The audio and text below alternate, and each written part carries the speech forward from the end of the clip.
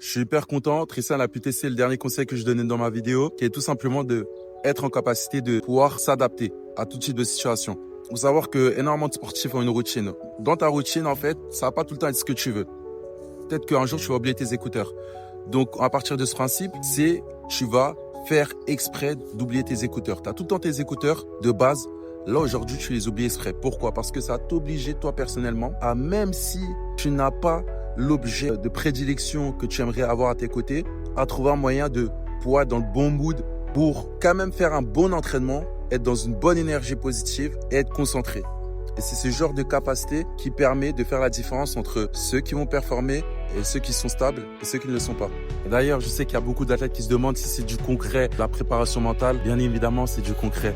Et si tu rentres en coaching avec moi, tu m'écris le mot mental ici en commentaire. Tu vas pouvoir en fait faire un diagnostic de ta situation et tu vas avoir des exercices pratiques comme ceux qui viennent en coaching avec moi qui te permettront de vraiment te challenger et surtout de pouvoir progresser à ce niveau. Quand tu maîtrises ton état interne, en fait, par la suite, tout va pour le mieux. Tout est fluide à l'extérieur de toi. Tu feras de meilleures performances sur le terrain. Tu seras un meilleur joueur et tu seras surtout aussi vu et repéré par les recruteurs et justement ton coach aussi te mettra en avant pour te faire jouer.